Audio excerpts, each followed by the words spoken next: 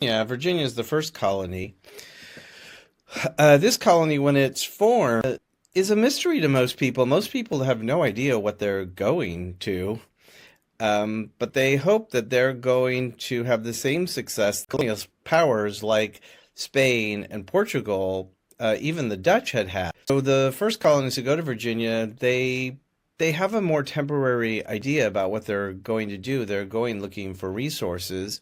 They come with servants. So about 75% of the colonists who come to Virginia in the early years are indentured servants. An indentured servant is somebody who has signed a contract in exchange for their trip to America, but also their labor once they get to America. The real payoff for somebody who signs an indentured contract is the land they get at the end. So not only do they get food and board for their labor, they also get the trip paid for. But then at the end of their 4 to 7 year contract, they would get land. And that was the ultimate goal of anybody who came on an indentured contract. Uh, was living under an indenture like the greatest thing in the world? Probably not. How tended not to be incredibly brutal. Presumed that there was a lot of slavery in the early colonies, but this is really not the case. There was very little slavery in the early colonies in Virginia, like 1% of the population prior to 1660. Even if you get to the end of the 1600s, the population of slaves in in the South, in Virginia specifically, is only about 8 or 9%. And this is only because it's facilitating tobacco production.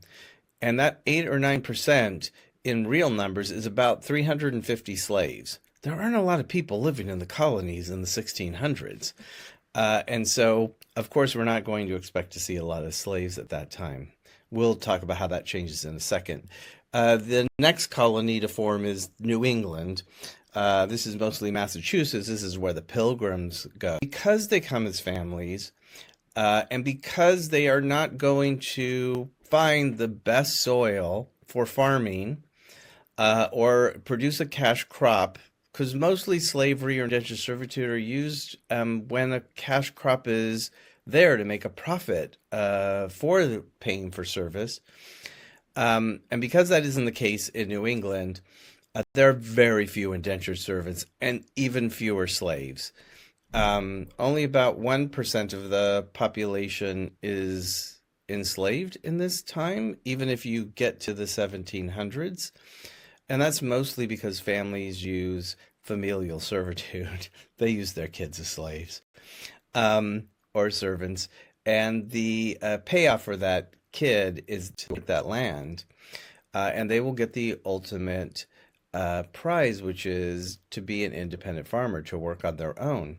The next region of the country is the middle colonies. The middle colonies complicated because originally the middle colonies are controlled by Dutch, and the Dutch are running the West Indies, the Dutch West Indies Company, and it is uh, propped up by its enormous trade in African slaves, and it creates Manhattan as a slave hub, as a hub for the trade of slaves to South America and the Caribbean. And so mostly it's using Manhattan as a kind of like layover spot. But because that's the case, slaves proliferate the colony. And in fact, this will have the highest per capita slave populations in the entirety of the British colonies once the British take over this colony in the 1670s. The people who come to the middle colonies don't come in the same way that the early people had come in Virginia. Instead, the indentured servants who come here are referred to as redemptioners because they get on that ship without a contract in the hopes that when they reach the colony, that they will then sign a contract under the indenture. But what mostly happens to these people is that they find them in a tough spot because now they have to sign a contract because they're stuck. They've already made that trip, and therefore they find that the contracts are less favorable to them, and that masters who they've negotiated with are probably going to treat them the least well of all of the colonies. By the time you reach the 1700s, in the period of evolution, now we see more and more wage laborers. How even when we reach the 1750s, only about 10% of the population is working for wages, and mostly they are one of two groups. And mostly this is in the north. They are master craftsmen, or they are artisans or apprentices to master craftsmen, and they are making things that people can't make themselves, like shoes or barrels. They are shipbuilders or carpenters, furniture makers, and they control the pace of their work. Nobody is in control of them, just like people who worked on farms. But many of these people who are masters, craftsmen, or artisans, they are also engaged in a barter economy. They are not engaged in a cash exchange all of the time. The one group that is involved in a cash exchange are manual laborers, people who are working in the building of cities. So they're working for local colonial governments. These people get paid a flat rate. There are no racial distinctions.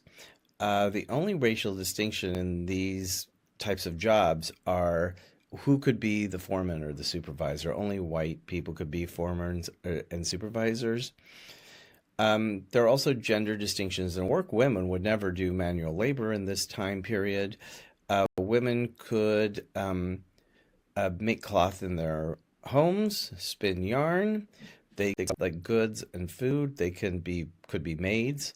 They could be barmaids. But most of the money that they would make if they were married or still living in a family structure, which would be 99% of all women, their wages went to family. In the South, because tobacco production and cotton and indigo and rice production were increasing into the end of the 1700s, the South was growing consistently reliant on slave labor and very unreliant on wage labor. So when we are looking at wage labor throughout much of this class, for the first half of the class, we're really looking at the North because the South is not industrializing, only the North is. But this transition that we're talking about today, this transition is going to create conflict because as people become more and more dependent on wages, they are going to be less and less secure in their ability to survive on those wages. And this is going to create a contest between the employer and the employee. And so as we move forward in this class, we will look at those conflicts. All right. Have a good week. I'll see you next week.